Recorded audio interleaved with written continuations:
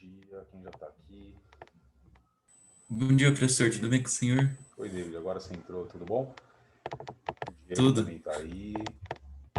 Beleza, gente. Ah, o Diego falou bom dia aqui no chat, ó, agora que eu vi. Legal. Ó, enquanto vai entrando mais gente aqui, espera aí que eu vou arrumar uma coisa aqui para mim e já volto, tá?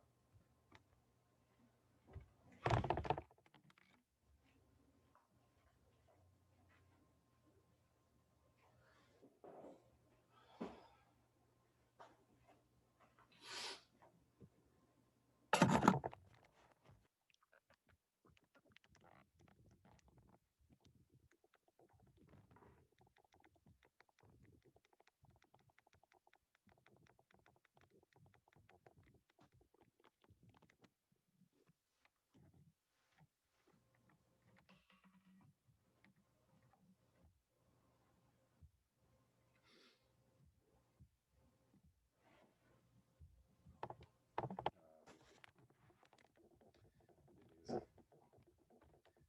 Olha aí, tá chegando o André também. Entrando o André. Oi, André, tudo bem? Beleza. Tranquilo? Tudo bem? Tudo bom, tudo jóia. Bom, deixa eu abrir aqui então o arquivo para dar uma olhada com vocês.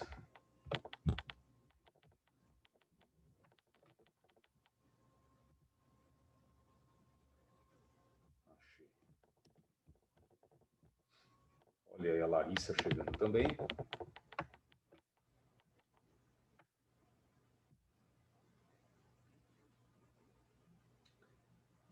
Oi, Larissa, tudo jóia?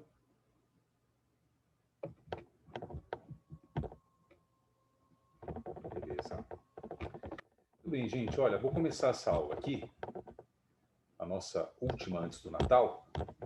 Depois a gente tem outra, né, no dia 28, se eu não me engano. Mas antes do Natal aqui é a nossa última aula. Então é o seguinte, ó, eu vou compartilhar com vocês a minha tela. Não. Vou compartilhar aqui, ó, por enquanto. Né? Essa é a apostilinha de revisão que vocês têm também, os exercícios e tudo, né? Tem exercício do Enem, tem exercício da FUVEST, né? Beleza. Esses aqui de primeira fase, né, que a gente tem visto por enquanto e tal, certo? Então vamos lá. A gente está fazendo as questões assim, né, de maneira aleatória e sem seguir a sequência, né? À medida que os assuntos vão fazendo sentido para a gente, que a gente vai lembrando deles e tal, né? Então agora, por causa daquele assunto que a gente reviu na aula passada, com mais detalhes, ó, vamos lá para a questão 6. Opa, eu acho que sem querer, eu fui tirar essa janela aqui, pessoal, acabei tirando alguém que queria entrar. Apertei um xizinho, não era da janela. Era da caixa de alguém pedindo para entrar, você acredita? A pessoa acho que vai tentar entrar de novo, né? Vamos ver. Então, aqui, ó, exercício 6, vamos ler juntos. Fala assim. Essa é do Enem, por exemplo. Ó. A reação em cadeia da polimerase, né, PCR, assim em inglês, é uma técnica de biologia molecular que permite replicação in vitro do DNA de forma rápida. Ou seja, gente, a autoduplicação do DNA, né? Essa técnica surgiu na década de 80 do século 20 e permitiu avanços científicos em todas as áreas de investigação genômica. A dupla hélice é estabilizada por ligações de hidrogênio, né? Duas entre as bases. Professor, Diga, fala aí. eu acho que a Caiane tá querendo entrar. Ah, então tá. Acho que era ela que tentou entrar e eu sem querer, né? Sem querer eu acabei tirando ela. Tá. Caiane e a Ana. Agora foi, né? Oi, Ana. Oi, Caiane. Vocês entraram agora. Bom dia, professor. Bom dia, tudo bem? Tranquilo. Então, ó, a gente está lendo juntos aqui essa questão 6, tá? E aí ela fala assim, né? Aí tem as ligações entre A e T, que tem duas bases de hidrogênio, duas pontos de hidrogênio, né? Entre A e T, e 3 pontos de hidrogênio entre G e C. Então a questão lembrava isso para o candidato, certo? Você vê que então é uma coisa que vai acabar sendo necessária, né? Certamente. Bom, inicialmente, para que o DNA possa ser replicado, a dupla hélice precisa ser totalmente desnaturada, desenrolada, pelo aumento da temperatura. Tem um aparelho de PCR que faz isso, né? Quando são desfeitas as ligações de nitrogênio entre as diferentes bases nitrogenadas. Bom, então primeiro separa as duas fitas de DNA, quebrando as pontes de hidrogênio. E depois, novas bases são agregadas nas fitas antigas, fazendo a autoduplicação de forma artificial, nessa máquina de PCR, tá? Que tem em laboratórios de biologia molecular. A pergunta do Enem era: qual dos segmentos de DNA será o primeiro a desnaturar totalmente durante o aumento da temperatura na reação de PCR? Então, gente, dessas, olha, 5 alternativas, né? Qual tem o DNA que vai quebrar mais rápido, vai separar as duas fitas mais rápido? Você fala, Castilho, mas como é que eu vou saber, né? Qual a informação que tem aí que eu posso deduzir essa resposta? Então, é aquela história. Se ele falou que para separar as pontes de hidrogênio, né, gente, quebrar as pontes de hidrogênio, a temperatura é elevada e aí ela vai degradando as pontes, a ideia é, quanto menos pontos de hidrogênio tiver para serem degradadas, mais rápido, entendeu? Essa é a ideia. Então, por exemplo, né, se eu tenho G e C, são 3 pontos de hidrogênio. Então, aqui, ó, 3 pontos, 3 pontos, 3 pontos. É que ele simboliza por um tracinho só, né? Mas são 3 pontos. Então, a ideia é, eu tenho que procurar nessas alternativas qual é o DNA que tem maior proporção de A e T, ao invés de C e G, entendeu? Aí eu vou ter o DNA que vai quebrar mais rápido. Era só isso, na verdade, a questão, né? Era mais simples do que parecia. Então, a letra A tem uma grande proporção de G e C, ó. Não serve, essa vai demorar. A letra B também tem mais G e C do que A e T, né? A letra C, você vê que as moléculas estão um pouco deslocadas para cima, né? Em relação à letra da alternativa. Então a letra C está aqui, ó. Eu tenho muito mais A e T do que C e G ligados. Aliás, na molécula que tem 3, 6, 8 pares de bases, né? Só tem 2 pares de bases com C e G. Todas as outras 6 são A e T. Ou seja, gente, a letra C vai ser a mais rápida de ser degradada e, portanto, as duas fitas de DNA separadas, né? Será que não tem outra, Castilho? Vamos ver a letra D de dado. Ó. D de dado, gente, C, G, G, C. Não, tem mais C e G do que A e T, né? E a letra E também, mais C e G. Na verdade, a letra E está meio a meio, né? Porque tem 3. Não. Tem 4 pares de bases com C e G, 3 pares de bases com A e T. Então é a letra C mesmo, sem dúvida, né? Tá bom? Tranquilo? Beleza. Então essa 6 aí, questão 6, ficou sendo a D de dado. Né? 6 do Enem, da primeira parte, D de dado. Quem falou oi para mim aqui? Larissa. Oi, Larissa. Tudo bom? Boa tarde. Beleza, gente. E aí, eu também quero aproveitar, gente, e fazer o seguinte. Hoje a gente vai dar uma olhada assim mais de perto na divisão celular, tá bom? Lembrar da mitose e meiose, que também nós vimos lá no primeiro semestre, né? No finalzinho do primeiro semestre. Então a gente vai lembrar da mitose e meiose. Mas antes, eu vou fazer mais algumas questões aqui em ordem aleatória, tá? Por exemplo, essa questão 3, olha, do Enem. Aliás, essas da primeira parte são todas do Enem, né? Para identificação, para identificação de um rapaz vítima de acidente, fragmentos de tecidos foram retirados e submetidos à extração de DNA nuclear. Então, tecido da pele, por exemplo, né? Retirando o DNA nuclear. Para comparação com o DNA disponível dos possíveis familiares. Então, para tentar identificar esse corpo, né? Que familiares? O pai, o avô materno, a avó materna, o filho e a filha desse homem. Bom, como o teste com DNA nuclear não foi conclusivo, os peritos optaram por usar também DNA mitocondrial para dirimir dúvidas, né? Vamos dizer assim, separar e anular as dúvidas, né? E para identificar o corpo, os peritos devem verificar se há homologia, quer dizer, semelhança, né? Entre o DNA mitocondrial do rapaz e o DNA mitocondrial de quem? Tá? A Giovana entrando também. Então, gente, aquela história que a gente viu na biotecnologia e também antes, né? Também nas organelas com a mitocôndria e tal, de que a mitocôndria tem o seu próprio DNA, o chamado DNA mitocondrial, e ele é passado apenas da mãe para os filhos.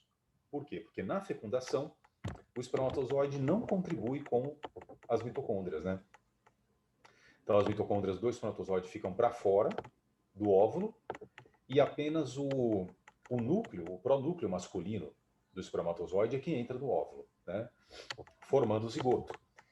E, portanto, o zigoto, que é a primeira célula do ser vivo, do novo indivíduo, só tem mitocôndrias maternas, certo? Só tem mitocôndrias que vieram do óvulo, né? Então, para identificar o corpo, os peritos devem verificar se há homologia entre DNA mitocondrial do rapaz, que eles têm, né? E o DNA mitocondrial de quem?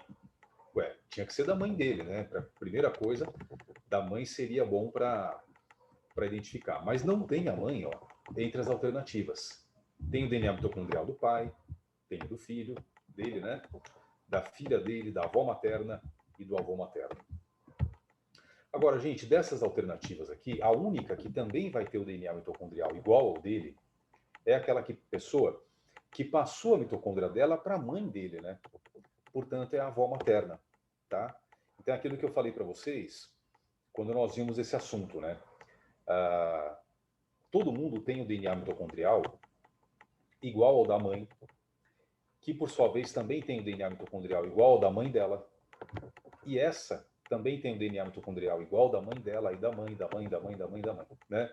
Por isso que a gente fala, o DNA mitocondrial, ele vem pela linhagem materna, sem sofrer alterações. Inclusive, é um DNA que tem uma taxa mutagênica muito baixa, né? Então, ele basicamente não sofre mutações. Entendeu? Então, a gente consegue ir seguindo, né? O seu DNA mitocondrial é igual ao da sua mãe, é igual ao da sua avó materna, é igual ao da sua bisavó materna, mãe da sua avó materna, e assim vai, né? Sempre pela linhagem materna. Então, a alternativa única possível aqui é a D de d'água. Quer dizer, ele tem, esse rapaz aí, o DNA mitocondrial igual ao da avó materna dele. O avô materno não adianta, porque um homem nunca passa as suas mitocôndrias, né, o seu DNA mitocondrial para os seus filhos. Nem filhos, nem filhas. Né? Então não adianta. Tem que ser D de dado. Avó materna. Tá? Muito bem. Então, essa foi a 6. Não, essa foi a... Espera aí que agora eu me perdi. 3, né? Questão 3. 3 é a D de dado. É isso mesmo, né? David, qual que é a C? É a 6 que era a C? Eu errei? Peraí. Eu acho que era C, né? Ah, gente. Porque sabe por quê? Porque aqui está deslocado, né? É bom para confundir a gente. É a letra C mesmo. Ó, deixa eu arrumar aqui. Quem chegou depois, a questão 6. David avisou bem. É a letra C, tá, gente? Da homologia lá não, do DNA que vai abrir mais rápido durante o teste de PCR, né? Tá bom. Então, assim, gente, esse assunto de DNA mitocondrial, né, que é passado apenas por origem materna, só da mãe para o filho e tal, é um assunto que o Enem adora, tá? O Enem gosta de perguntar sobre mitocôndria, gosta de perguntar sobre DNA mitocondrial, então não é à toa que tem várias questões sobre isso. Quer ver? Tem uma outra aqui, ó, que eu acabei de ver, também do Enem e também falando de DNA mitocondrial. Ah, é a questão 9, ó. Tá vendo? A questão 9. Ó, vamos ler juntos. O formato das células de organismos pluricelulares é extremamente variado. Existem células discoides, como é o caso das hemácias, né? Ah, não, não é essa não que eu queria falar. Ué. Ah, é só porque ele só cita o DNA mitocondrial, né? Mas tudo bem. Então vamos ler juntos, ó. Sendo assim, né? Tá aqui, ó. Pronto. O formato das células de organismos pluricelulares é extremamente variado. Existem células discoides, como é o caso das hemácias, as que lembram uma estrela, como os neurônios, e ainda algumas alongadas, como as musculares. No mesmo organismo, a diferenciação dessas células ocorre de que forma? É aquela história, né, gente, de que os genes vão expressando de maneiras diferentes ao longo da sua diferenciação, né? Então, a diferenciação ocorre por, letra A, produzirem mutações específicas. Cada tipo de célula faz uma mutação completamente errada. Até porque as mutações são aleatórias, né? As mutações não são escolhidas. Lembra daquela história lá das mutações que a gente viu na aula passada, né? As mutações vão acontecendo aleatoriamente, né? Ou acidentalmente, ou por radiação e assim por diante. Então, B, por possuírem DNA mitocondrial diferentes. Errado, porque o DNA mitocondrial é só da mitocôndria, né? Ele não interfere no metabolismo celular. Se a célula vai fazer proteína, se a célula vai fazer lipídio, né? Se vai ser uma célula nervosa, se vai ser uma célula muscular. O DNA mitocondrial, ele é só para que a mitocôndria funcione. Ele só ajuda a mitocôndria, né? Então, a C, por apresentarem conjuntos de genes distintos, diferentes, errado. Todas as células do organismo apresentam o mesmo tipo de gene e o mesmo conjunto de genes, né? Que é o genoma do indivíduo, tá? Lembra que o genoma é isso, né, pessoal? Nada mais do que o conjunto de sequência de bases do DNA do indivíduo e também o conjunto de genes desse indivíduo, né? Cada um tem o seu genoma, que difere um pouquinho, 0,0001% de pessoa para pessoa, né? A não ser nos gêmeos monozigóticos. Os gêmeos idênticos têm o mesmo genoma, mas todo o resto dos indivíduos tem genomas diferentes. Agora, existe uma média, né, do genoma da espécie. Se a gente pensar no genoma da espécie humana, todos nós temos esse genoma da espécie humana. Muito bem. Que vai ser 99,99999% igual para todo mundo, para todos os seres humanos, né? E a gente vai ter a pequena diferença que traz a variabilidade da espécie na sequência de bases, né? Mas cada espécie tem o seu genoma básico, né? Cada espécie tem o seu genoma típico, tá? Então, isso significa que todas as nossas células do corpo, as nossas trilhões de células do corpo, né, gente, têm o mesmo genoma. Então, o que muda?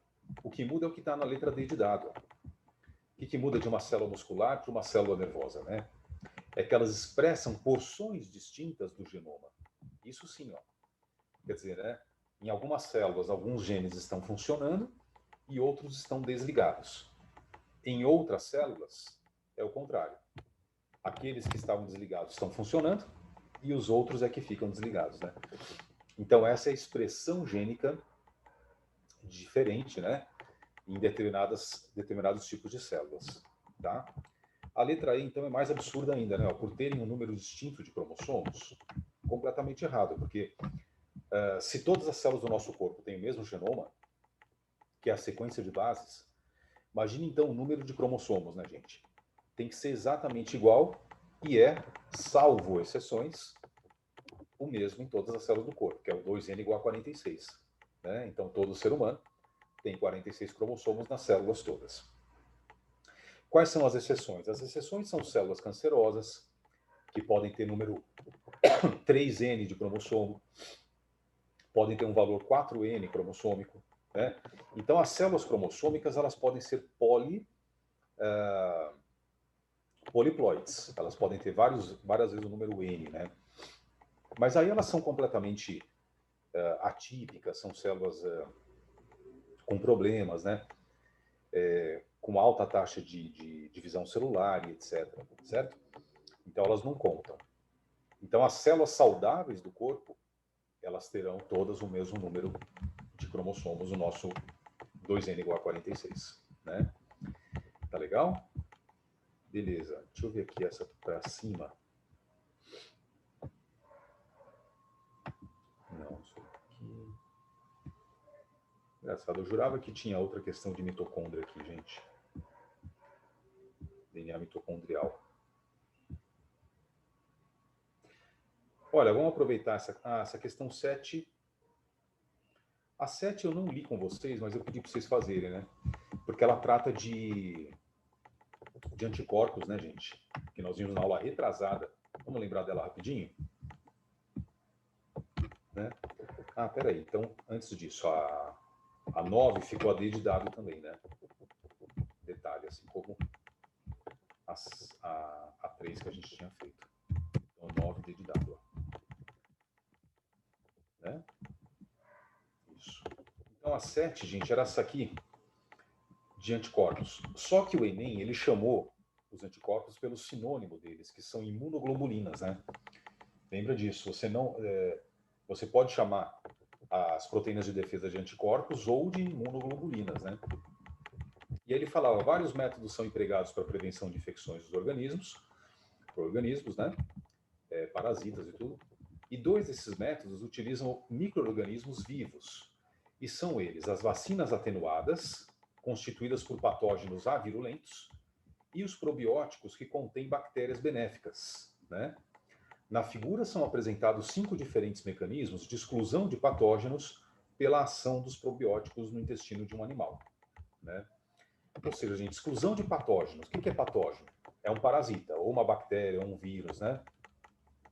Exclusão de patógenos quer dizer eliminação desses parasitas do intestino do indivíduo, né?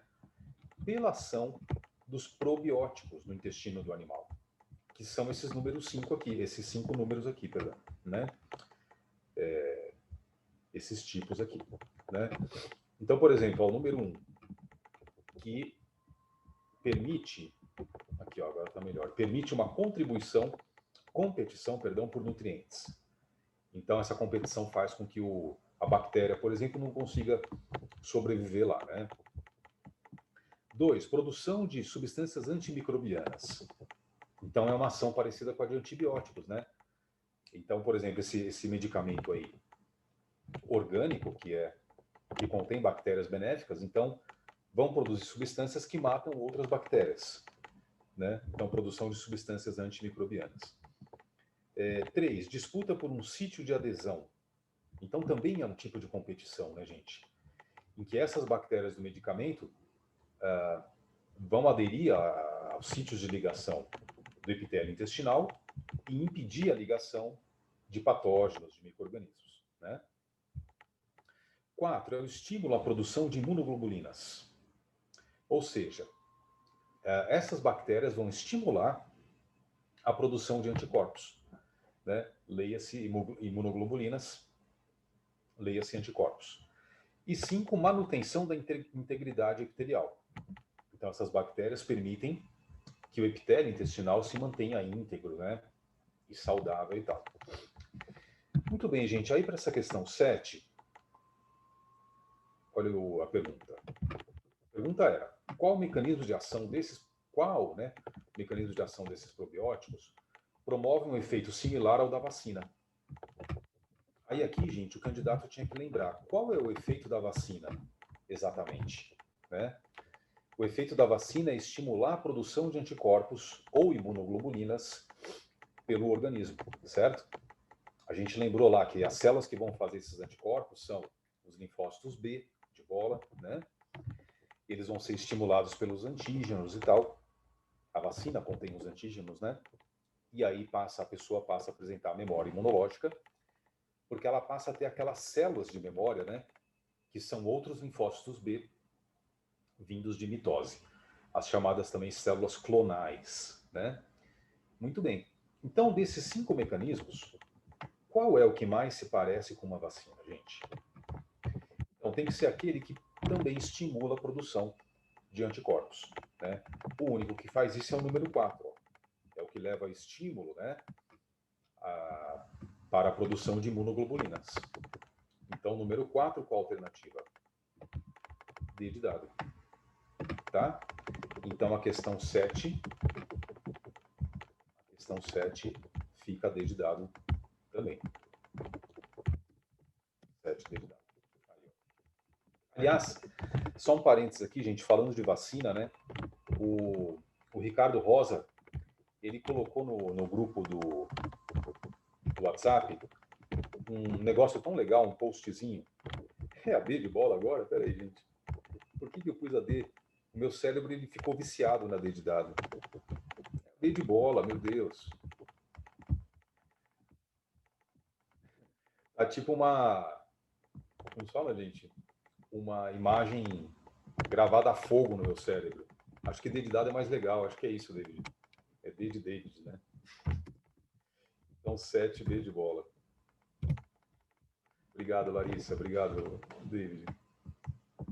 Agora eu vou falar assim, todas D de dado, aí vocês, por favor, lá e falam para mim a verdadeira, tá? Eu vou fazer assim. Mas o professor Rosa, ele falou ele colocou no grupo de WhatsApp, né, gente? Um negócio muito legal de vacina, eu adorei aquilo. Mandei para vários amigos biólogos, que é tipo um resuminho dos tipos de vacina que estão sendo criadas contra o coronavírus, né? Vocês viram, não? Então, qual vacina que é de RNA? É isso mesmo, André. Ó, essa é a melhor desculpa, né? Que tipo de vacina, né, gente, está sendo criada contra o coronavírus? Então, tem vacina. Ah, não vou achar aqui agora. Deixa para lá. Eu ia tentar encontrar o.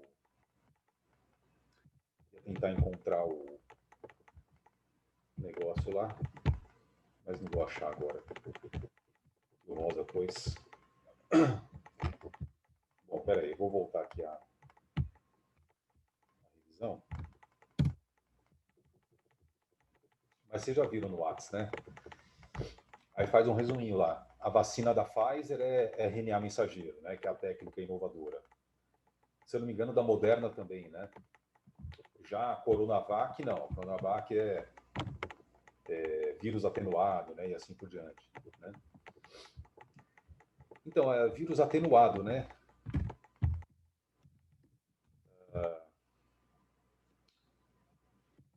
Viu? Atenuado. Aí, ó. É muito simples, né? É um vírus que foi enfraquecido. Atenuado, leia-se enfraquecido. Então, ele foi submetido, por exemplo, a calor, né? Como se fosse passar a solução onde ele se encontra no fogo, entendeu?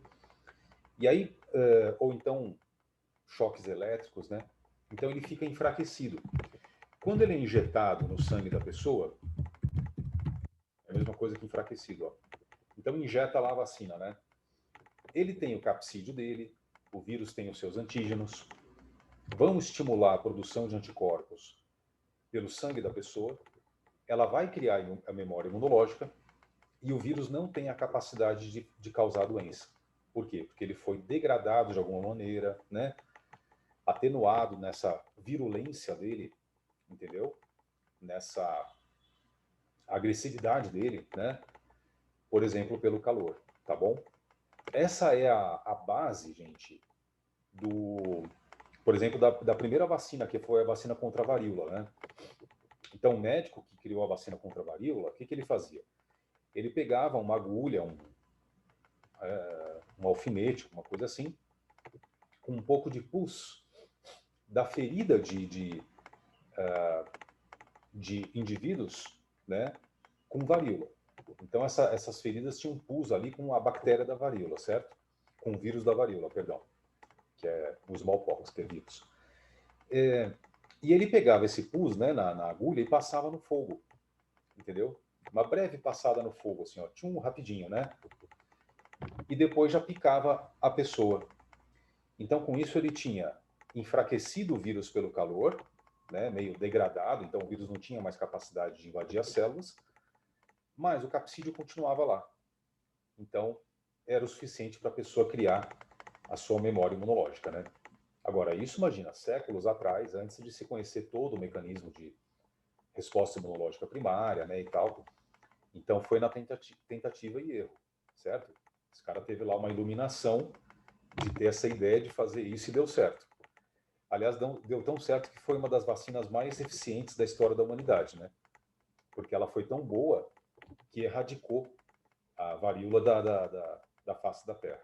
Então a gente nem toma mais vacina para varíola hoje porque não tem mais, né? Não tem mais esse vírus. Impressionante, né, gente? Mas então é isso, é um vírus que foi atenuado, entendeu, David? E aí ele não tem mais força de contágio, né?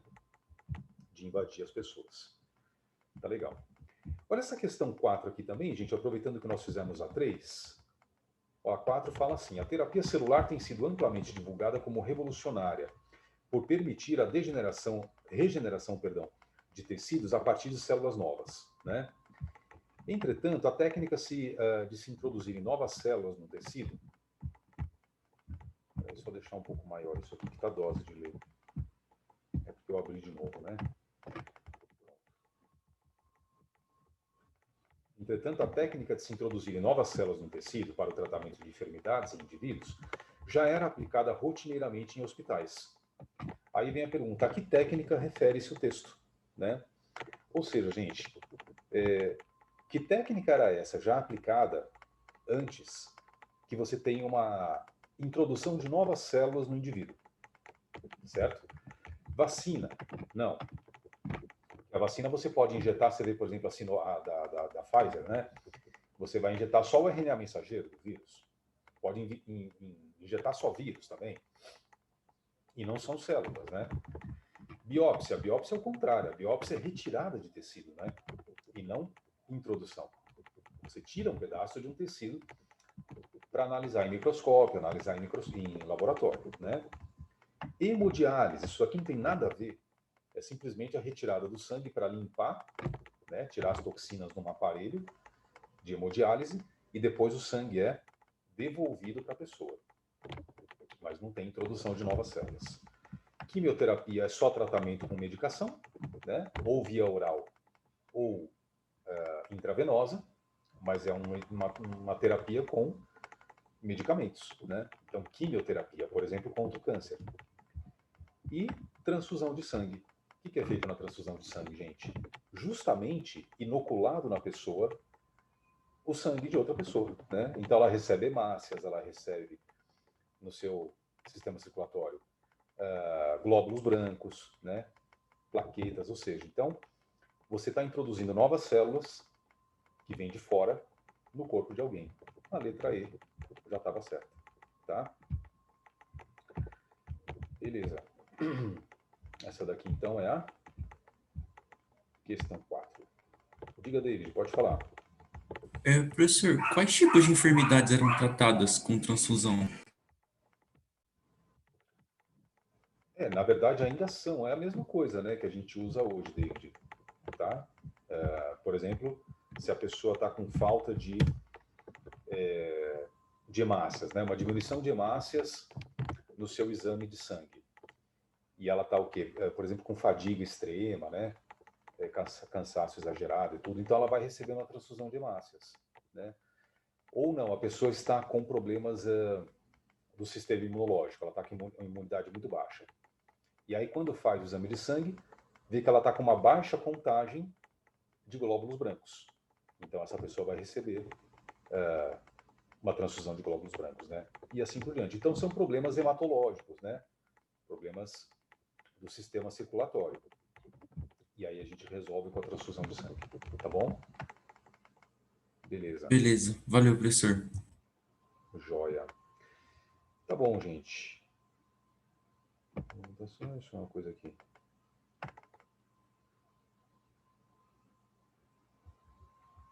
Certo.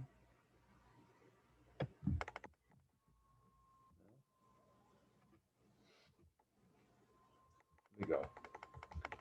Tem uma questão aqui, gente, a 11, que eu não sei porquê. Tem algumas parasitoses aqui. Vamos ver essa questão 11? Não sei porque ela está aqui no meu setor.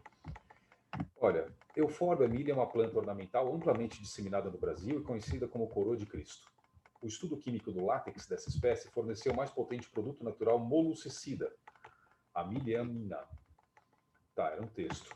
Depois, a atividade molucicida do látex de tal espécie, né, é essa aí, ó, Euphorbia, da família, né? Euphorbiaceae, sobre Bionfalalia glabata e isolamento do constituinte majoritário. E isolamento... Gente, esse texto está tão confuso. Moreira, tal, atividade no sistema látex sobre constituinte majoritário. Beleza, vai mais ou menos, deu para entender aqui o que eles estão falando, né? Aí vem o uso desse látex em água infestada por hospedeiros intermediários. Essa questão aqui não era do meu setor, né, gente? Da biologia 1, só isso. Mas, beleza, já que ela está aqui, já que eu já li, vamos fazer então, ó. Né? Então, já que ela vai atingir moluscos, esse é o link, né, com as parasitoses. Qual é a parasitose verminose que tem um molusco como hospedeiro intermediário? Né? Ainda mais o caramujo da família do gênero Bionfalaria, que é o caramujo de água doce, né? Que serve de hospedeiro para a larva miracídio se transformar em larva cercária. Né? Essa questão aqui era para o rosa. Mas então só pode ser qual doença? Esquistossomose, né? Então, Esquistossoma mansoni, lembra que ele tem as duas larvas e o hospedeiro intermediário é o caramujo de água doce, né, do gênero Bionfalaria, tá? Vou marcar aqui, ó, a 11 é a letra E de elefante, apesar de ser de parasitoses, mas já foi. 11, E de elefante. Beleza.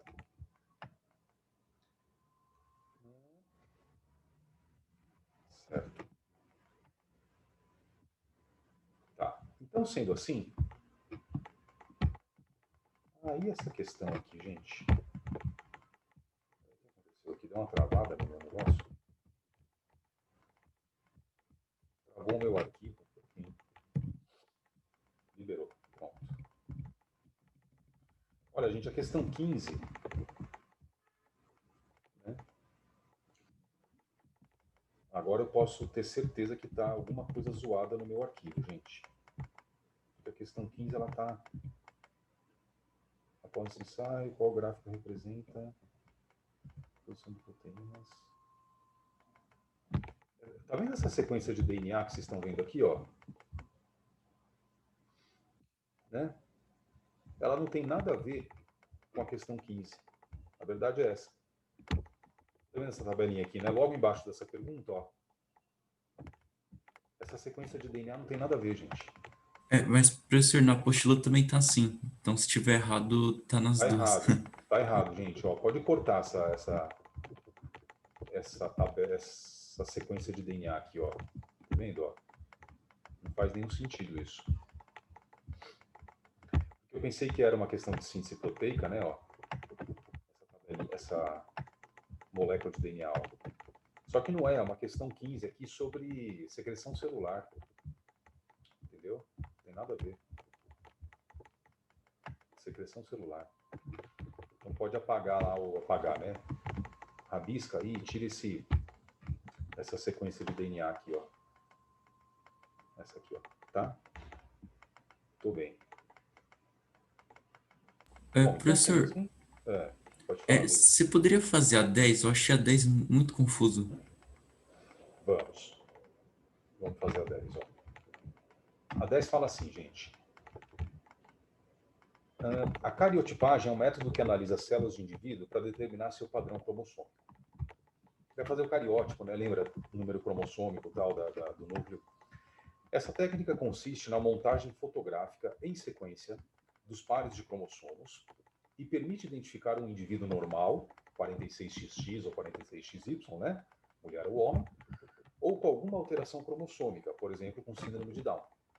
Bom, a investigação do cariótipo de uma criança do sexo masculino com alterações morfológicas, ou seja, visíveis, né, na sua anatomia e tal, e comprometimento cognitivo, ou seja, a gente com algum grau de retardo, né, do desenvolvimento mental, verificou que ela apresentava a fórmula cariotípica 47XY mais 18.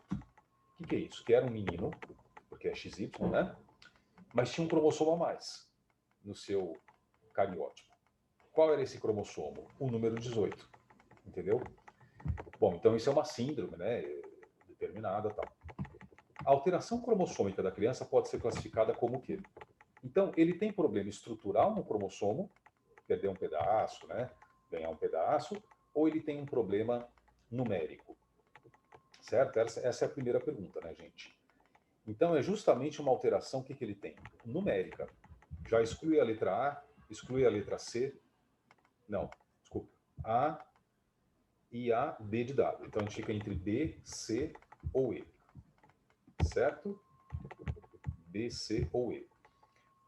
Né? É uma alteração numérica. E do tipo euploidia, letra B de bola. Ó, do tipo poliploidia, letra C. Ou do tipo aneuploidia, letra E. Tá bom. Então, assim, ó, vamos analisar essas palavras, gente. Euploidia é o número cromossômico verdadeiro da espécie, né? É isso. Então, por exemplo, a euploidia do ser humano é 2n igual a 46, né? O eu é verdadeiro, certo? Muito bem. Poliploidia é quando você tem vários n's a mais, ao invés de ter só dois, né? 2n, você tem 4n, 6n, né? 3n que seja, e assim por diante. Então, poliploidia, para os seres humanos, não funciona. Já nem nasce nada, por quê? Porque é uma coisa muito agressiva. Seria uma pessoa, por exemplo, 3n igual a 69, né? Lembra que n é muito importante, inclusive, essa informação, né, gente? Esse detalhe. Deixa eu escrever aqui no chat, ó. Lembrar com vocês desse significado, né? Peraí.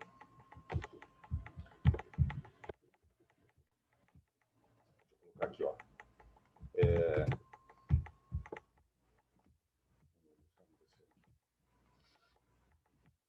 A gente, de novo, fechou do nada o negócio da revisão. Agora foi do nada, né? A outra vez eu que tinha fechado. Peraí que eu vou compartilhar de novo. Tá?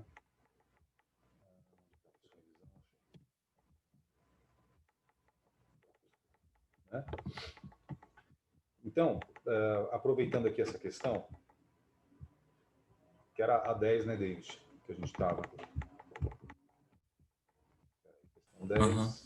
Aí, tá aqui ela. Então, o que eu queria lembrar com vocês aqui no chat é o seguinte, ó. Na ploidia, que a gente pode falar assim também, ó, ploidia, né, que é um número cromossômico da espécie, seja qual for a espécie, né? O N, o que significa?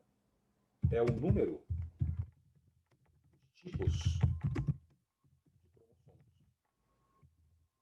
cromossomos, né? É aquela história, gente. Então, por exemplo, ó, em humanos, N igual a 23. Por isso que as nossas células adultas, células somáticas, são 2N igual a 46. Afinal, elas têm pares de cromossomos homólogos, né? Pares de cromossomos do mesmo tipo, certo? Então, 2N igual a 46, né? Beleza. E sendo assim, né, se isso quer dizer é o N, olha lá, quando eu falo euploidia, é o número cromossômico da espécie mesmo, tal, normal. Poliploidia, então, são vários N's, né? Então, na espécie humana, 3N igual a 69. Já nem nasce nada, tem um aborto natural e o bebê acaba morrendo, né? No útero materno. Então, também não faz sentido a C. Então, é a letra E de elefante, ó. O que é, gente? É uma alteração ou mutação cromossômica numérica, né? A gente pode chamar também de aberração cromossômica, né? Apesar do nome estranho, mas é assim chamada na medicina. Aberração cromossômica numérica do tipo aneuploidia. Castilho, por que aneuploidia? Simples, porque na aneuploidia, gente, é um cromossomo só, né, que está a mais ou a menos. Então é 2n igual a 47, 2n igual a 45, entendeu? ao invés de ser o 2N igual a 46, né? Então, essas é que causam as síndromes humanas, a síndrome de Down, a síndrome de Klinefelter, né? A síndrome de Turner, entendeu? Olha lá, ó. Então, as aneuploidias, deixa eu colocar aqui no chat, né? Que são um cromossomo a mais ou a menos,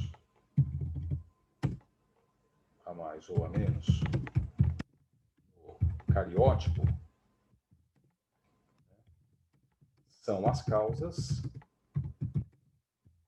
das síndromes cromossômicas, tá? Síndromes cromossômicas humanas. Olha essa frase, gente. Então, sempre que tem uma síndrome de Turner, síndrome de Klinefelter, síndrome do triplo X, né? Síndrome de Down, a causa vai ser essa, vai ser uma aneuploidia, né? Que, no caso da mitose e da meiose, é causada por uma meiose errada, né?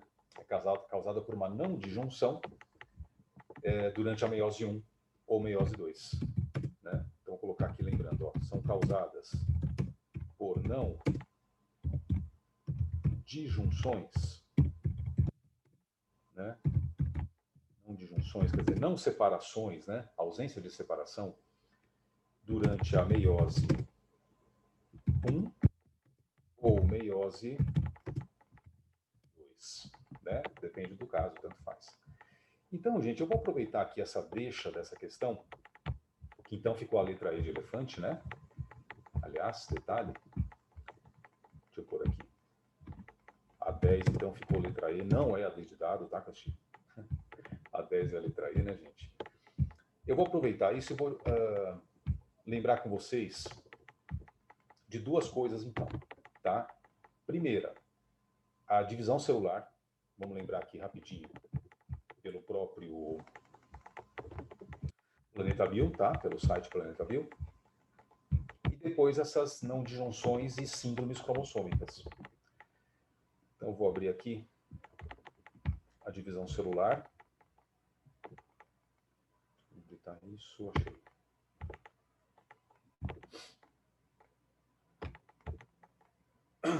Núcleo e divisão celular. Aí. Quer ver? Ó, compartilhando.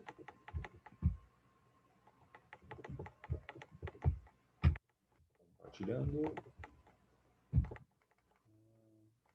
Ué, engraçado. Por que não apareceu aqui? Bom, vai pela tela mesmo. Compartilhando a tela. Pronto. Né? Agora vocês estão vendo aí, gente. Então, sendo assim, olha só. Né? Lembra que a condensação da cromatina é que vai dar origem ao cromossomo. Então, se a gente pegar uma célula lá dentro do núcleo, né, gente, você tem a cromatina, tá? Que uma vez condensada, como está aqui, ó, vai ter formado o cromossomo, né? Inclusive, esse cromossomo está duplicado com duas cromátides irmãs, certo? Ó, uma cromátide irmã está aqui, na diagonal, assim, né? E a outra cromátide irmã está aqui. Que são as duas moléculas filhas de DNA, né? Bom, se eu desenrolar, eu vou achar as histonas, que são as proteínas que servem de base para a condensação desse DNA, né? E aí eu vou desenrolando, eu vou descondensando esse DNA, ou desespiralizando, até que eu chego no DNA simples, né? O DNA descondensado, dupla fita, tudo, né? Mais descondensado. Tá legal. Olha aqui o negócio que a gente está falando de diploidia, gente. Só lembrando rapidamente, ó, que célula diploide tem pares de cromossomos homólogos, né? Portanto, ela é 2N. Ela tem 2 cromossomos de cada tipo, certo? Como esses dois aqui, ó. Então, tem um par desse tipo de cromossomo, que inclusive é metacêntrico, né? Que tem os centrômeros na mesma altura, bem no meio do cromossomo, ó. Cromossomos metacêntricos, tá vendo? E as células haploide, então, por exemplo, células diploide, só um detalhe, são células do corpo, células somáticas, né? Células da pele, dos ossos, dos músculos e tal. E as células haploides são células que só têm um cromossomo de cada tipo. Por exemplo, são os gametas nos animais e são os esporos nas plantas, né? Aliás, nas plantas tem as duas coisas, gametas e esporos nas plantas, né? Então a célula ploide é uma célula N. Então se eu pegar uma célula 2N do ser humano, vai ser 2N igual a 46, né? Se eu pegar uma célula N do ser humano, um gameta, espermatozoide ou óvulo, vai ser N igual a 23, certo? Só vai ter um de cada tipo, né? Olha lá, e cada espécie tem o seu número cromossômico, né?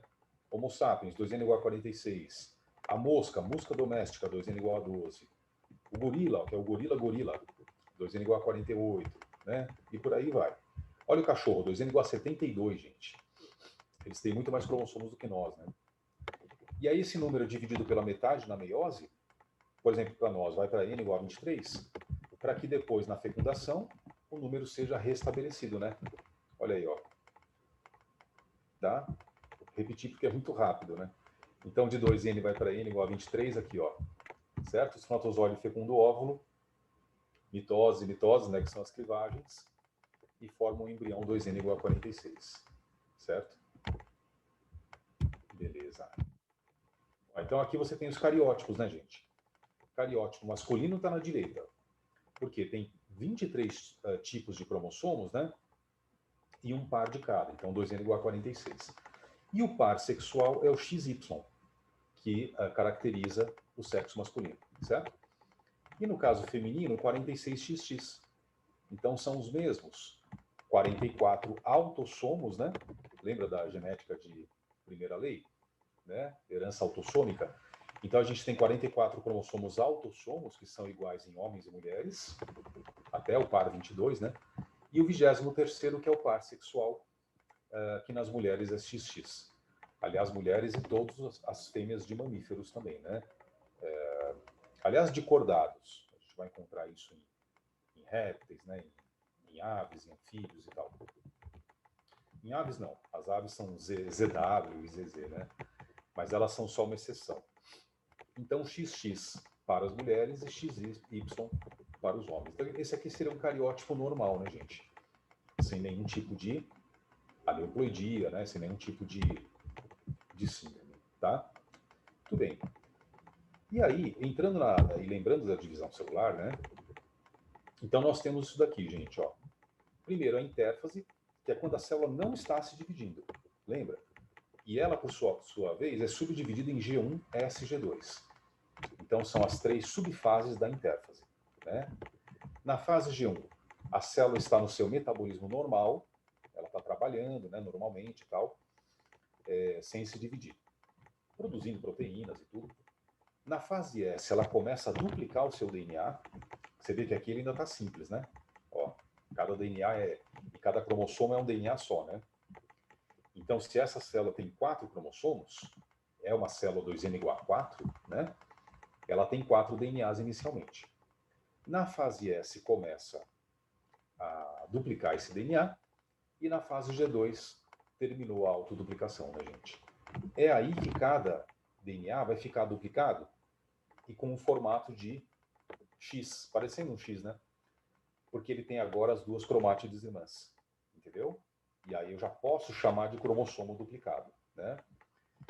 E aí no vermelho aqui da página do site, está a mitose propriamente dita, com as fases prófase, metáfase, anáfase e telófase, né? Prófase, metáfase, anáfase e telófase. Que aí é que vai condensar o DNA mesmo, formando o cromossomo condensado, vai separar as cromátides irmãs, né, gente? E por fim dividir a célula em duas na fase da telófase, na última fase da divisão celular. Então vamos lá, ó, resumindo esse ciclo celular aqui, ó. Certo? Então está aqui a fase G1. Na fase S, agora que eu percebi. Acontece a duplicação, os cromossomos se duplicam. A cara deles com duas cromátides, gente. Na fase G2, acabou a duplicação e os cromossomos, então, já estão organizados. Ó. Aí vem a mitose, né? Tá vendo? Ó? A mitose toda dura menos tempo do que a intérfase. Aí vai dividir as duas células numa questão de 30 minutos e tal. Lembra que a intérfase ela pode durar dias, né? 48 horas, 72 horas, depende do tipo de célula, tá? Então, gente, olha só. Deixa eu ver se tem aqui uma coisa só da mitose, não, né? Só da intérfase. Não, o melhor resumo da intérfase está aqui mesmo. Nesse resuminho do ciclo celular, ó, né? Então, na G1, cromossomos descondensados e funcionando, fazendo síntese proteica, né? Transcrição e tal. Fase S, duplicação do DNA, cromátides irmãs. Pronto. Na fase G2, terminou essa autoduplicação. Agora eu posso chamar de cromossomos duplicados, né, gente? Beleza. Aí vem a mitose, olha, organiza os cromossomos no meio da célula e separa as cromátides irmãs, olha só, 4 para cada lado, né? Formando duas células idênticas, 2N igual a 4. Lembra sempre que a mitose, ela precisa formar duas células iguais à célula original, né, gente? Não pode ser diferentes. Então, se começou com 2N igual a 4, as duas células novas têm que ser 2N igual a 4 cada uma delas. Tá bom? Beleza. Tá joia. Aqui é um resuminho de outra maneira, né? Ó, a intérfase aqui está em verde e a mitose está em vermelho. Certo? E o gráfico da quantidade de DNA. Isso aqui é importante, ó. Porque a quantidade de DNA é diferente da quantidade de cromossomos, né? Aquela célula sofrendo mitose, ela vai começar com 4 cromossomos e terminar duas células com 4 cromossomos, né? Mesmo quando os cromossomos estão duplicados, não aumenta a quantidade de cromossomos, né, gente? Por que não? Porque a gente conta os centrômeros, né? Então, quando ela está lá com os 4 cromossomos duplicados, ela tem 4 centrômeros. Beleza, tipo esse aqui, ó. Então, são 4 cromossomos, né? Só que duplicados. Beleza? E a quantidade de DNA, por sua vez, essa vai mudar. A quantidade de DNA vai ser alterada durante o processo todo da divisão celular, né? Diga, David, você ia perguntar alguma coisa ou tá a mão aí à toa? Ih, professor, eu acabei esquecendo, perdão. Tranquilo, beleza.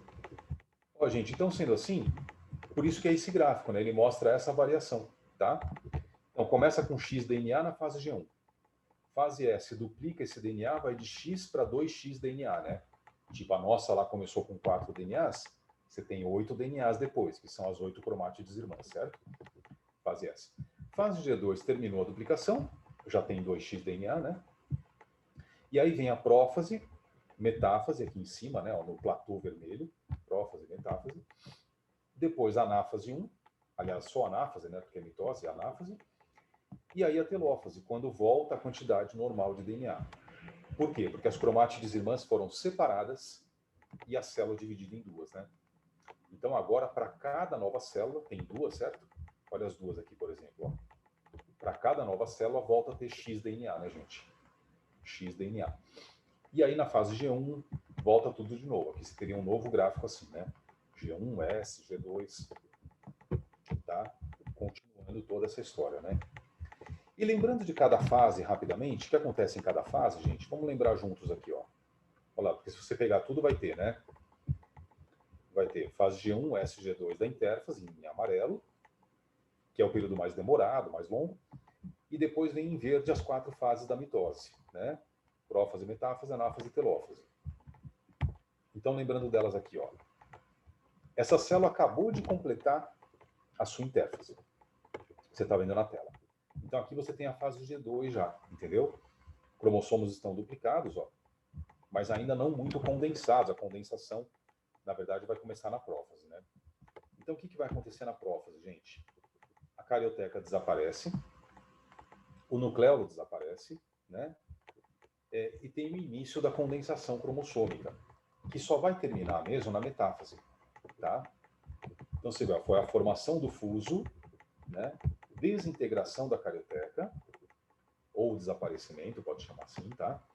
Desintegração do nucleolo, ou desaparecimento, e a espiralização, né? A condensação cromossômica. Depois, na metáfase, olha lá, os cromossomos migram para o equador da célula, né? Vão até o meio da célula, gente, e ficam presos pelas fibras do fuso. Por quê? Para poder separar as cromátides irmãs depois, certo? Então aqui você vê a fibra do fuso em azul, cada uma está presa num cinetócoro, tá vendo? Ó? O cinetócoro é a região do centrômero que permite essa acoplagem, né, da fibra do fuso com o centrômero. Tá vendo aqui? Ó. Então, cada centrômero tem 2 cinetócoros, né? Um cinetócoro voltado para um polo da célula, outro cinetócoro voltado para o outro polo da célula, né? Então, essa é a situação da metáfase da mitose. Os 4 cromossomos duplicados alinhados no equador da célula e presos aos centrômeros. Para que está nessa situação, gente? Para que logo em seguida na anáfase ocorra a separação, né, das cromátides irmãs, tá bom? Só mais uma coisa, também na metáfase tem o máximo grau de espiralização do cromossomo, né, de cada cromossomo, tá vendo? Eles estão no máximo grau de espiralização ou condensação, sempre na metáfase. E agora a anáfase simplesmente acontece o quê, gente? Ocorre a duplicação dos centrômeros logo antes da anáfase, tá? E isso permite que cada cromossomo tinha um centrômero só, né? Na metáfase, ó. E por isso que as cromátides estavam presas uma à outra, né? Quando os centrômeros se duplicam, então ele permite a separação das cromátides, né? E aí as fibras do fuso separam essas cromátides, arrastam para os polos opostos da célula, certo? Então você está tendo 4 cromátides para um polo, 4 cromátides para outro polo. Como elas são idênticas, né? Quando essa célula se dividir ao meio aqui, ó, ela vai dar origem a 2 novas células, cada uma com os mesmos cromossomos que a outra. Então 2N igual a 4 para uma aqui da esquerda, 2N igual a 4 para a da direita. Olha só pela telófase, ó. Né? Divide a célula no meio, o movimento é chamado citocinese, que é a divisão do citoplasma, certo? E aí você tem uma nova célula 2N igual a 4 para a esquerda, outra 2N igual a 4 para a direita, né? A carioteca, né, gente, volta a se formar nas células, o nucleolo volta a se formar, e agora cada célula fica com um par de centríolos apenas. Por quê? Porque antes ela tinha duplicado os centríolos, né, detalhe. Já na prófase aqui, ó, tá vendo? Tinha duplicado os centríolos. Então na telófase, dividiu, ficou um par de centríolos só para cada célula, né? Certo? Existe um controle da mitose, lembra, por genes específicos, né, gente? E quando acaba a telófase, as 2 células têm que voltar para a fase G1 da intérfase e ficar lá por horas e horas ou até dias, só trabalhando, exercendo a sua função, não é? Quando esse gene que controla o ritmo da mitose sofre uma mutação, essa célula pode se transformar numa célula o quê? Cancerosa, né? É uma célula que não controla mais as suas mitoses e ela vai fazendo mitose à torta e direito, né? Então, termina a telófase, já volta para a fase S, faz mais DNA, duplica o DNA e faz outra mitose. E aí, em meia hora, tem 4 células ao invés de 2. Né? Essas 4 terminam a telófase, voltam para a fase S, duplicam o DNA, em meia hora tem 8 células ao invés de 4, e assim vai, né? Então, lembra dessa história, todo tipo de câncer, ele tem origem num descontrole da mitose. Né? É uma célula que perdeu o controle da mitose. E isso vai gerando um tecido que não era para existir no organismo. Né? Então, por exemplo, na pele é um câncer de pele. Nos ossos é um câncer ósseo. Mas é sempre um tecido que está com as mitoses descontroladas. Não é? Por algum motivo, ou por mutação por radiação, ou por substância química e assim por diante. Tá? E aí a quimioterapia envolve o quê? Envolve a introdução no organismo de medicamentos que barram a mitose, né? Então, medicamentos que vão interromper as mitoses. Então, o câncer não pode crescer mais. Se for na pele, aquele tumor fica estagnado. Se for no osso, aquele tumor fica estagnado, né? E aí dá tempo dele ser o quê? Retirado, fazer uma cirurgia, alguma coisa que faça com que esse câncer seja eliminado do organismo. Radioterapia, que é para queimar, né? Ou destruir o tumor mesmo. Tá bom? E aí vem os efeitos colaterais, né, da quimioterapia, porque se ela interrompe as mitoses, ela interrompe as mitoses do corpo todo, né? Então cai o cabelo, a pessoa fica com o sistema imunológico debilitado, porque ela não faz novas células de defesa, né? E assim por diante. Então é aquela história. É um mal necessário, né? A quimioterapia é um mal necessário, quer dizer, tem que interromper as mitoses do tumor, do câncer.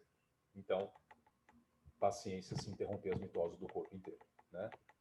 E por último, o tumor maligno, diferentemente do benigno, é aquele que tem a propriedade de formar vasos sanguíneos no seu interior e poder se espalhar pelo corpo, porque aí as células cancerosas podem sair do tecido canceroso e passar para dentro da corrente sanguínea, né? E se espalharem pelo organismo, disseminando esse câncer para outras partes do corpo. Então é quando a gente fala que acontece a metástase, né, gente? O que é a metástase? É isso. É o tumor se espalhando, porque as células estão pegando, as células cancerígenas, né? Ou células cancerosas, estão pegando carona na circulação sanguínea. Então esse é um tumor maligno e ele tem que ser rapidamente tratado e retirado do corpo e tal, para não permitir uma disseminação pelo corpo todo, né? E aí é por isso que tem aquele termo, né? Aquele conhecimento que hoje em dia todo mundo já sabe, que quanto mais cedo um câncer for detectado, maior a chance de tratar esse câncer e de curar a pessoa, né? Por quê? Porque são menores as chances dele já ter se espalhado muito. Porque se ele é recente, não deu muito tempo ainda dele sofrer metástase, né? Mas se demora muito para detectar esse câncer, aí ele tem mais probabilidade de já ter se espalhado, né? Gente, isso aqui é um detalhezinho, só lembrando agora, ó, de mitose vegetal e animal, é que na mitose animal você tem a citocinese do tipo centrípeta, que vai de fora para dentro, né? Ó. Então o citoplasma é cortado, entre aspas, da parte periférica para o centro. Então, citocinese centrípeta. Como é que é mesmo na célula vegetal? É uma citocinese centrífuga, porque é do meio para fora. Ó, depois da anáfase, da telófase, a nova parede celular é construída do meio para a periferia da célula, né? Então, citocinese centrífuga. Inclusive, quem forma essa nova parede celular aqui é o complexo de Golgi, né, da célula vegetal. Ó, beleza? Mas tudo bem, é só um tipo diferente de citocinese, né? E acêntrica e anastral quer dizer que não tem centríolos na célula vegetal, né? E, portanto, não tem áster. O áster são aquelas proteínazinhas que ficam em volta do centríolo, né, gente? Já na célula animal, a mitose é cêntrica porque tem centríolos e astral porque tem o áster, né? Olha lá, só lembrando rapidinho, olha aqui os centríolos e o áster, essas proteínazinhas em volta do centríolo, né? Então é cêntrica e astral. E a vegetal é acêntrica e anastral, né? Beleza? E aí, gente, ó, meiose, lembrando, né, que tem meiose 1 e meiose 2, porque a função da meiose é dividir a célula 2N para N, reduzir, né? Redução cromossômica de 2N para N, certo? E sendo assim, ela tem que ter duas meioses, né? A meiose 1, que faz a redução cromossômica, produz duas células. E a meiose 2, que separa as cromátides irmãs, tá? Faz a separação das cromátides irmãs, né? Vamos lembrar aqui das fases? Espera aí. Aqui, ó. Então, começando, né, gente? Depois da... Só que tem que ser uma célula que vai sofrer meiose. Ela é específica, é uma célula do testículo, né? É uma célula do ovário e assim por diante. E ela vai dar origem aos gametas, por exemplo, do ser humano, certo? Ou espermatozoides ou óvulos, né? Então, depois da fase G2 da intérfase, vem a prófase 1 da meiose 1. Então, começa com a meiose 1, né? Na prófase 1, gente, o que vai acontecendo? Tem essas 5 subfases que não são necessárias de memorizar nem nada, né? Mas que vão preparando a célula para a continuidade da meiose. Então, olha só, no leptótero, tem o início da formação do fuso meiótico e os cromossomos começam a se condensar. Tudo na prófase 1, tá? Depois, a segunda subfase, o zigótero, tem o emparelhamento ou pareamento dos cromossomos homólogos. Isso só acontece na meiose, lembra? Pareamento dos homólogos, ó. Então, esses dois menores e esses dois maiores, né? Entre si. Por que tem vermelho e azul, gente? Lembra que em cada par de homólogos, um cromossomo é de origem materna, no caso é o vermelho, né? E outro cromossomo é de origem paterna, né? Nesse caso é o azul, beleza? Tá bom.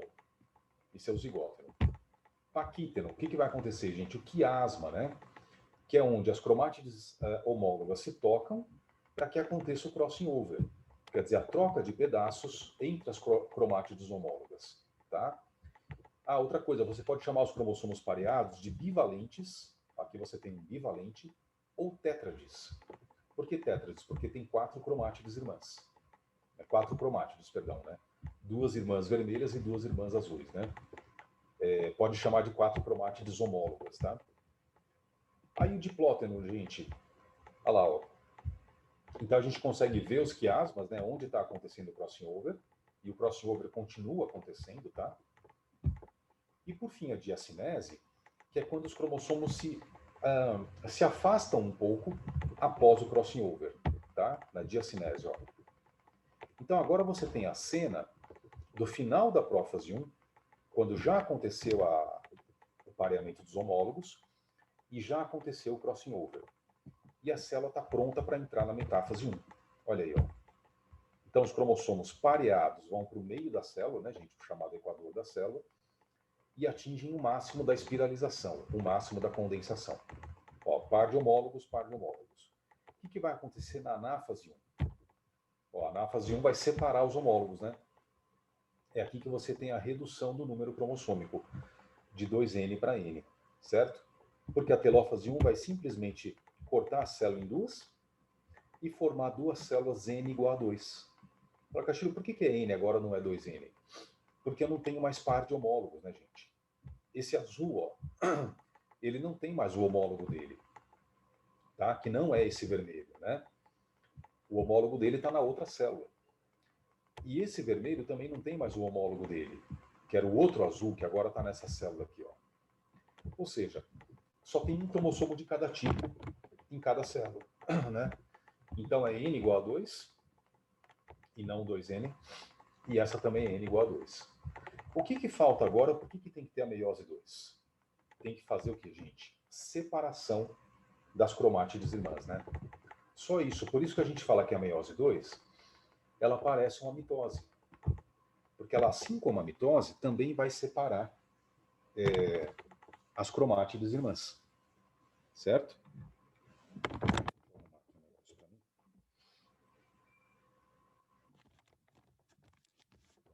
A meiose 2 também vai separar, né, gente, as cromátides irmãs. Cadê a prófase 2? Então é isso. Ó, os cromossomos vão se organizando, né, migrando para o meio da célula, para que aconteça a metáfase 2, olha. Nas 2 células ao mesmo tempo, né? Então, cromossomos distintos, ou seja, diferentes, no meio da célula. Até a metáfase, gente, parece uma metáfase de mitose, né? David, você levantou a mão? Levantei. Professor, eu não Pode falar. entendi ainda na telófase 1 por que tipo deu N igual a 2. Você pode repetir, por favor? Sim, porque olha só, como é que tinha começado a célula, né, David? Era uma célula 2N igual a 4, né? Então ela tinha um par de cromossomos maiores, vamos dizer assim, né, azul e vermelho, e um par de cromossomos um pouco menores, também azul e vermelho. Tá? Então em cada par é um paterno e um materno, né? Paterno e materno. Beleza. O que vai ser separado vai ser um paterno do materno e no outro par também, né? Então quando acaba a telófase 1, você vai ter um cromossomo desse par e outro cromossomo do outro par. Eles não são homólogos, entendeu? Dá uma olhada, ó. Então esses dois não são homólogos entre si. Então eu posso dizer que aqui tem um de cada tipo. Se só tem um de cada tipo, é uma célula N. Agora, quantos são? Quantos são os cromossomos no total? São 2. Beleza, então é N igual a 2. Né? E aqui a outra mesma coisa. Ó, esses dois também não são homólogos, tá? São um de cada tipo, né? Então é N igual a 2 também. Entendeu, David? Tá bom? Eu sempre confundo essa parte do N. O N, então, é tipo. Eu pensei que era o número de tipos, sabe? E é. E é mesmo. Eu, Pois eu é. confundo bastante, tipo, Ó, 2N e o N, sabe? mas olha só, quer ver uma coisa? Aqui você vê bem, né? Quando, nessa metáfase é o melhor ponto para ver essas coisas, David. Quantos tipos tem? Ó, não tem um tipo maior e um tipo menor? É muito sutil, né? Ele podia ter exagerado um pouco mais o grandão e o pequenininho aqui. Mas beleza. Você vê que o de cima é maior, ó. O de baixo é um pouco menor, certo? Então, quantos tipos? 2. Então, o N dessa espécie não precisa nem acabar a telófase 1 que a gente já sabe. O N dessa espécie vale 2. Quer dizer, essa é uma espécie que tem o N igual a 2, né? Portanto, uma célula adulta dela, uma célula somática, é 2N igual a 4. Agora, como a anáfase 1 separa um homólogo do outro, ó, e aí a célula vai ser dividida aqui no meio, né? Ó. Então, as células resultantes da telófase 1, elas vão ter um cromossomo de cada tipo. Portanto, vão ser duas células N. Igual a 2 é só porque essa espécie aqui, porque essa espécie é 2N igual a 4, né? Tipo, se fosse uma célula humana, seria uma célula N igual a 23. A gente teria um cromossomo de cada um dos 23 tipos humanos, né? O número 1, número 2, número 3, até o cromossomo X, por exemplo. Né? Entendeu, David? Ah, tá. Então, quando for N, quer dizer que tem um de cada tipo, né? Aí, Tem um de tipo, cada. o dois ali é a quantidade de tipos, né? Exato, exato. Você Ah, vê, né? tá. Dependendo da espécie, lembra que tinha uma tabelinha aqui que mostrava várias espécies? Cadê ela? Olha só, por exemplo, se fosse uma telófase 1 de uma célula do milho, o milho é 2N igual a 20, né? Então a gente veria duas células N igual a 10. Entendeu? Então eu estaria vendo lá dentro 10 cromossominhos e os 10 seriam um de cada tipo, não teria homólogos, entendeu? Se fosse uma célula do café sofrendo meiose, café 2N igual a 44, ó. Então no final da telófase 1, a gente teria N igual a 22, né? 22 cromossomos e tal, tá bom? Então, professor, mesmo tendo o crossing over, as trocas ali, não configura como uma diferenciação, né? Não, não configuram, Ah, né? tá. Legal. Uhum. Não, mas de qualquer maneira você vê que tem um cromossomo aqui vermelho que é diferente do azul, né? Mas eu entendi o que você falou, não é pelo crossing, não. É só, eles já eram diferentes antes, tá? Já eram. Tá, beleza. Beleza? Valeu, professor. Tranquilo. Aí, ó, metáfase 2, esses cromossomos diferentes agora no meio da célula, né? Para separar as cromátides irmãs. Aí vem a anáfase 2, ó, separa as cromátides irmãs e vai dividir a célula em duas na telófase 2. Então vem a citocinese, corta a célula no meio, né? Aí. Então agora eu tenho 4 células N igual a 2. Qual é a diferença dessas 4 células para essas da telófase 1? Porque a princípio parece muito igual, né? Você fala, Castilho, mas é N igual a 2 no fim da telófase 1. É N igual a 2 no fim da telófase 2. Qual a diferença? É que aqui os cromossomos não estão mais duplicados, né, gente? No final da telófase 2, cada cromossomo só tem uma cromátide mesmo. Ó. E é isso que precisa para o cromossomo funcionar depois, né? Senão fica um cromossomo que não consegue fazer transcrição, entendeu? Não conseguiria fazer expressão gênica e tal, né? Então, por exemplo, se foi uma célula lá do ser humano, do homem, por exemplo, né, sofrendo meiose, agora já teria 4 células N igual a 23 que poderiam se transformar em espermatozoides, né? Então seriam 4 espermatozoides aqui e tal, só faltaria ganhar o flagelo, o acrossomo e pronto, né? Beleza, uma coisa que eu queria te mostrar para finalizar, ó.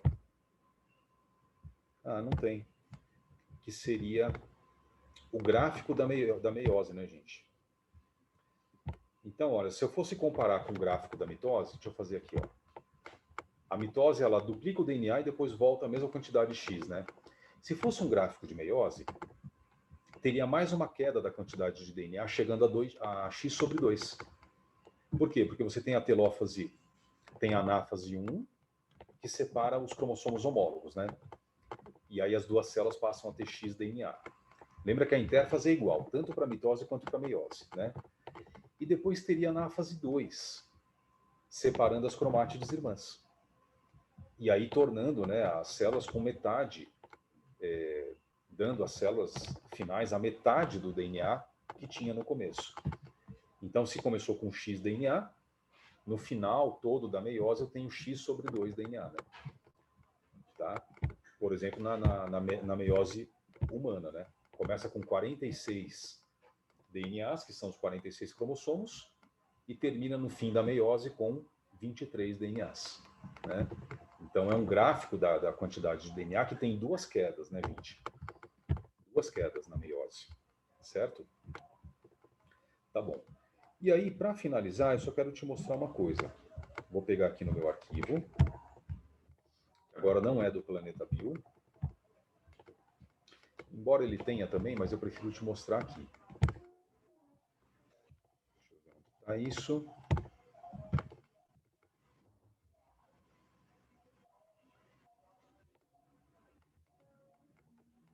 Esse está aqui no Google Drive, senão eu vou abrir do PowerPoint mesmo. Ah, tem.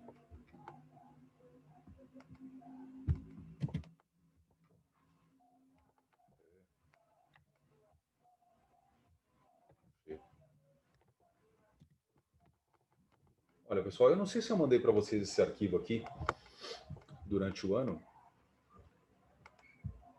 Vocês me falam, tá? Se vocês se eu não mandei ainda, eu mando agora para o Rubão. Aquele lá de mutações eu mandei para o Rubão, tá? Que a gente viu na aula passada, né? Mutações do DNA e tudo. Esse aqui, ó, essa apresentação, que fala de mutações, mas mutações cromossômicas, não só aquelas que a gente viu na semana passada, que eram de DNA e tudo, síntese proteica, né? Mas mutações de cromossomos mesmo, tá? E aí aqui ela acaba falando, né, dessa diferença. Quando a mutação acontece no cromossomo, né, ela acaba tendo consequências piores, porque a mutação genética muda um gene, né? Então muda uma sequência, uma proteína e tal. Quando a mutação é cromossômica, ela pode ter consequências mais graves, que são as síndromes humanas, né? Então as mutações numéricas são as euploidias e aneuploidias, né? E também as poliploidias. E as estruturais. O que importa para a gente são as aneuploidias, ó. Então o que é a causa? Não de junção dos cromossomos na meiose, aquilo que a gente tinha lembrado agora há pouco na aula, né? Afetam o número de cromossomos de um determinado par, formando gametas com mais ou menos cromossomos. Um a mais, né? Ou um a menos. Faltou um aqui. Um cromossomo a mais ou um cromossomo a menos. Isso na aneuploidia, né? Aqui você vê uma meiose normal, separando os homólogos, né? E formando células N. Então, foi tudo bonitinho aqui. E aqui uma meiose com não disjunção. Você vê, ó, tinha um par vermelho e um par verde de cromossomos. Teria que separar tanto o par vermelho quanto o verde, mas só separou o par de cromossomos verdes, né? O par de cromossomos vermelhos não foi separado, ó. Percebe? Então isso formou gametas com um cromossomo a mais, né? N mais 1, e gametas com cromossomo a menos, N menos 1. A partir daqui, as síndromes principais do ser humano, ó. Trissomia são 2N mais 1. Tem a síndrome de Down e síndrome de Klinefelter. E as monossomias são 2N menos 1, como a síndrome de Turner, né? Olha a cara delas aqui, gente. Cariótipo, né? No Down, homem, 2N igual a 47, XY mais 21. Mulher, 2N igual a 47, XX mais 21. Né? Tanto homens quanto mulheres podem ter essa trissomia do cromossomo 21 e a síndrome de Down, né? Um caso a cada 700 nascimentos nas populações em geral, tá? Essa probabilidade aumenta exponencialmente com a idade da mulher, tá vendo? Ó? Que é a idade materna, né? Após os 40 anos. Por quê? Porque a meiose da mulher fica interrompida, né? Desde o nascimento até o momento de formar o óvulo naquele mês, né? Então as células ovogôneas e ovócitos primários vão envelhecendo, ovócitos primários, né? Vão envelhecendo junto com a mulher. E aí então pode nascer essa criança como essa da foto com síndrome de Down, né? Com esses sintomas típicos, né? Dessa síndrome. A face arredondada, língua grande, retardo mental, com vários graus diferentes, depende da criança, né? Problemas esqueléticos, endócrinos, cardíacos e etc. Tá? Olha aí, então, aqui você vê o cariótipo da criança com Down, né? 3 cromossomos 21. Tá bom? Sendo que tinha que ser 2 só, né? Olha o Klinefelter, 2N igual a 47, XXY, é a variação cromossômica mais comum no ser humano. Essa, gente, mais comum que o Down. Olha isso. Um caso a cada 500 nascimentos. Né? Então aqui você vê os sintomas nessa foto de um livro de medicina. Tá? É um homem porque ele tem o cromossomo Y, mas ele vai ter o fenótipo masculino, né? Mas ele tem desenvolvimento de mamas, inteligência limitada, então tem um certo retardo mental, né? São estéreis, porque os órgãos sexuais são atrofiados, tá bom? E aqui você vê o cariótipo do Klinefelter, né? 2 cromossomos X e 1 cromossomo Y, tá? E por fim, a síndrome de Turner é a pessoa 2N igual a 45X. Também pode falar 45X0, porque ela não tem nem outro X nem outro Y, né? É um caso a cada 4.000 nascimentos. Principal causa dos abortos espontâneos, tá? Daqueles que a mulher perde, né, o bebê durante a gestação. Então, a pessoa com Turner sempre vai ter o fenótipo feminino, porque ela não tem cromossomo Y, né? Baixa estatura, até 1,50 m, genitália juvenis, amenorreia, que é a ausência de menstruação, e ovários atrofiados, portanto, elas são estéreis, né? Alterações de pele, de esqueleto, alterações cardíacas e renais, tá? No entanto, raramente acontece retardo mental. Essas mulheres, em geral, têm a inteligência preservada, né? O desenvolvimento do cérebro normal, tá? Mas, às vezes, acontece de ter um pouco de deficiência na inteligência, né? Tá certo? E a síndrome de Turner tem também um pescoço alado, ó, que é assim que é chamado, tá? Porque tem uma pele extra aqui no pescoço, entre a orelha e o ombro, tá vendo? Ó? Então, chamado pescoço alado é uma das características também da síndrome de Turner, tá? Muito bem, gente. Então, assim, eu não sei se eu tinha já, né, mandado para vocês essa apresentação da síndrome. Você lembra, David? Não lembra, né? Não, Eu vou mandar de novo. eu acho que não. Você Esse acha que não. não? Tá bom, eu vou mandar então de qualquer maneira para o Rubão, porque é super legal. Isso aí tem um resumo dessas síndromes todas, né? E também tem mais para frente, eu não vou mostrar agora porque não dá tempo, mas fala das aberrações cromossômicas estruturais também, tá? Nesse slide também, de inversão do cromossomo, de translocação, deleção quando perde pedaço do cromossomo, tá? Elas não são tão importantes para nós, é só para saber que existe. As que importam mesmo são essas numéricas aí, certo? Com mais um cromossomo ou menos um cromossomo. Mas eu vou mandar para vocês de qualquer maneira. Tá bom, gente? Beleza. Então, por hoje é só. Só tudo isso, né? Mas calma que tem mais aí. A gente, após o Natal, tem mais aulas para revisar mais algumas coisas, inclusive questões abertas, questões de segunda fase, né? Mas por hoje é isso. Gente, então, olha, boas festas, tá? A gente se vê em breve. Bom Natal. Obrigado, Caiane. Até a nossa próxima aula. Abração. Tchau, professor. Obrigadão, hein? Tchau, Feliz gente. Natal para você. Obrigado para vocês todos também, tá, gente? Até dia 28, né? Isso. Provavelmente. É isso Tá. mesmo. Isso Beleza. aí. Bom final de semana. Obrigado, vocês também. Abração, gente. Tchau. Valeu.